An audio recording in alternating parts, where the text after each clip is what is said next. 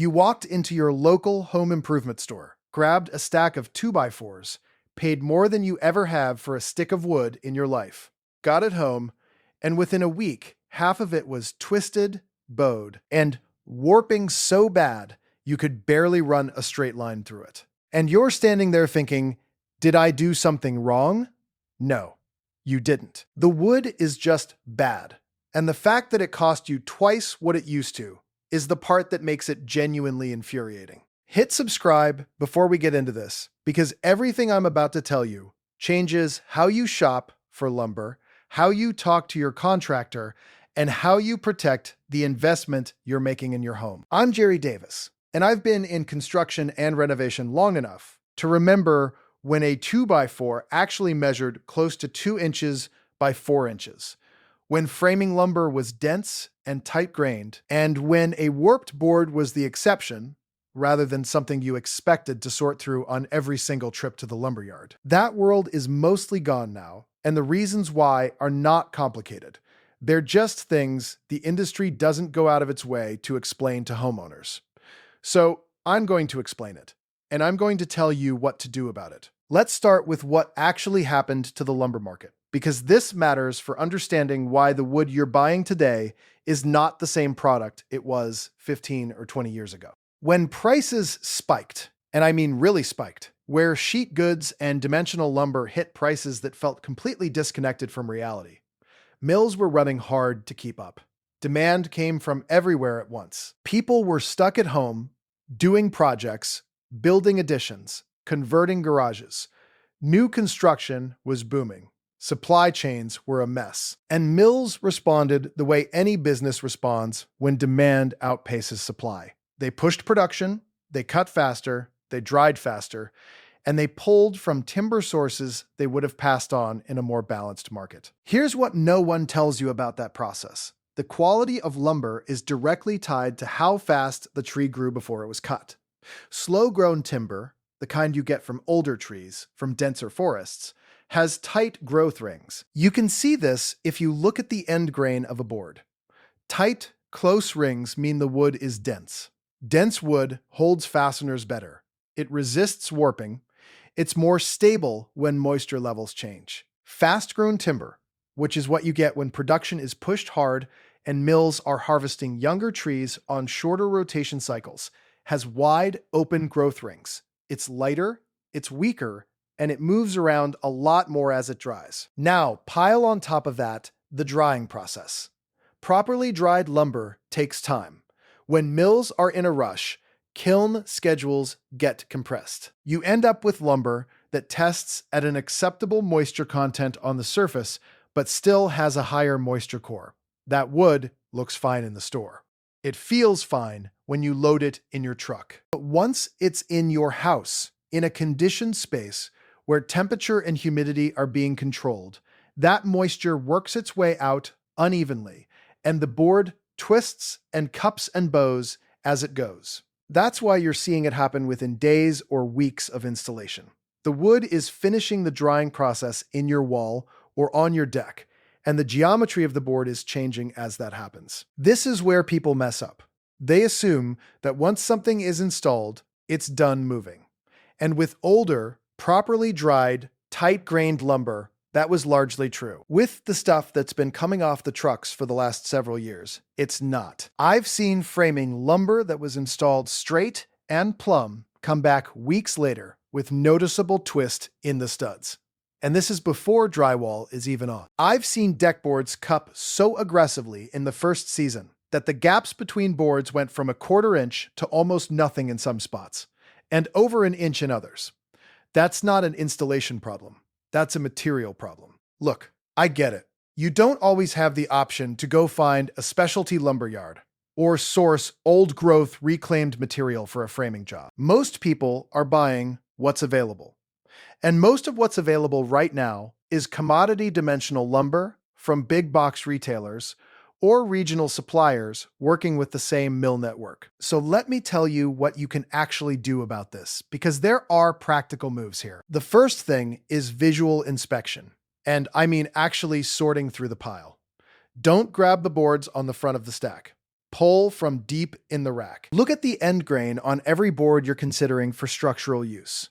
If those rings are wide and open, that board is going to move on you. If you can find boards with tighter rings, those are going to be more stable. It takes an extra 15 minutes, and the people at the store will look at you like you're crazy.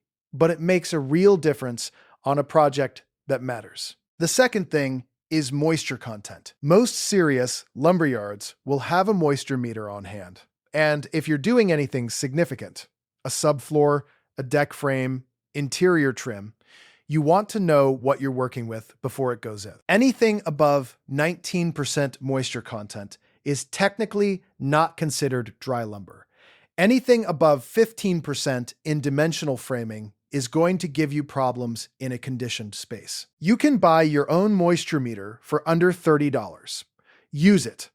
It is one of the most underused tools in a homeowner's toolbox. The third thing, and this one matters for finish work and visible applications, is let the wood acclimate before you install it. If you're doing hardwood floors, interior trim, or any kind of millwork, bring the material inside and let it sit for a week minimum. 2 weeks if you can manage it. Let it reach equilibrium with the humidity level in your home before you cut it and nail it.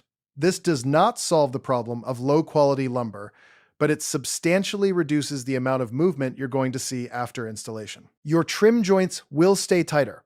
Your floor will have less gapping.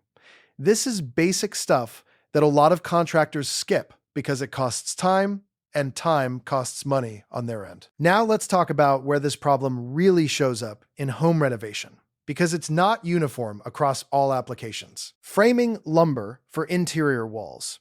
It's frustrating when it warps, but the drywall and the finish work cover most of the visible consequences, and a good framer compensates during installation. The places where bad lumber quality becomes an expensive, visible, ongoing problem are decks, exterior stairs, exposed beams, and any kind of interior finish carpentry, where joints and lines are supposed to be clean. Decks are the worst case. You've got a material that's already prone to movement, sitting outside, exposed to full seasonal humidity swings, and if you started with lumber that was never fully stabilized to begin with, you're going to see it in the first year. Boards that cupped will hold water in the pocket they've formed instead of shedding it off.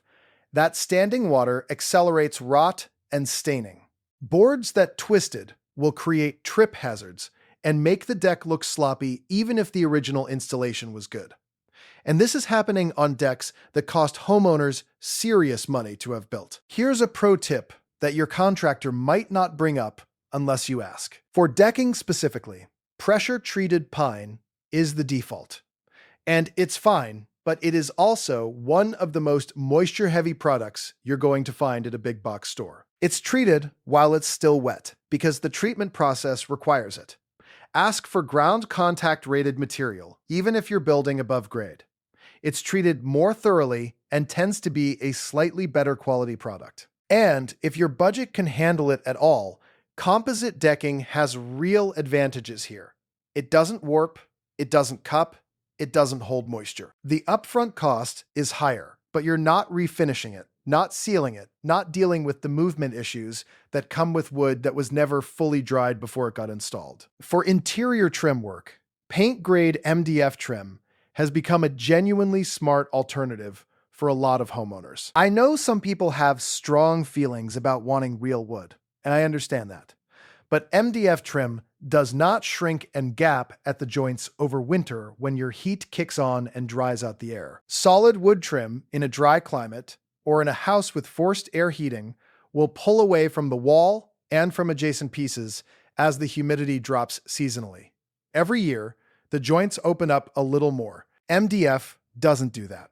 If it's getting painted anyway, which most interior trim does, MDF is a completely legitimate choice, and it's more dimensionally stable than what you're buying as solid wood trim right now. Don't get me wrong. There is still good, solid wood out there. If you have access to a local sawmill, a specialty lumberyard, or a reclaimed material supplier, the quality difference compared to what's sitting in a big box retail rack is real and it's significant. Reclaimed old-growth lumber, the stuff that was harvested decades ago from slower-grown, denser timber, is some of the most stable, beautiful material you can use in a home. It costs more per board foot, but if you're doing a feature wall, exposed shelving, a mantle, any application where the wood is visible and the quality matters, it's worth pricing out. You might be surprised. On small projects, the cost difference is not as dramatic as people assume. The contractor conversation is worth having explicitly.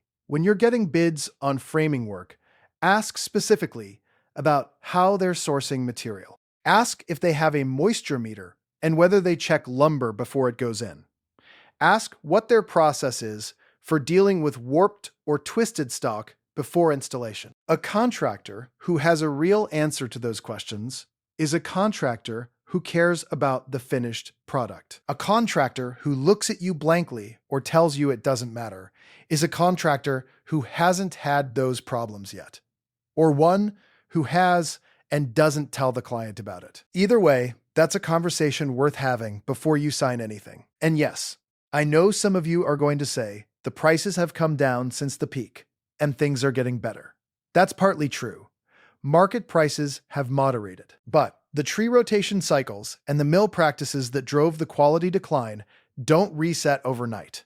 You're still buying wood from trees that were planted and grown to maximize volume, not density. That's a long cycle. The timber that's being harvested right now was planted years ago under the same fast rotation model.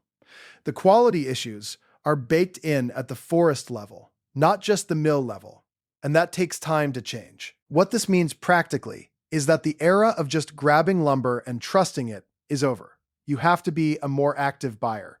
You have to sort, inspect, acclimate, and in some cases, substitute entirely. It adds time and it adds some decision-making. But it is the difference between a renovation that holds up and one that starts showing problems in the first year. Tell me in the comments which one of these you've already run into, because warped framing, lumber, and cupped decking are coming up constantly right now, and I want to hear what you're seeing out there in your own projects. And if you know someone who's about to start a deck project or a framing job, and they haven't thought about any of this, share this video with them. It could save them a real headache. A good renovation starts with honest material selection.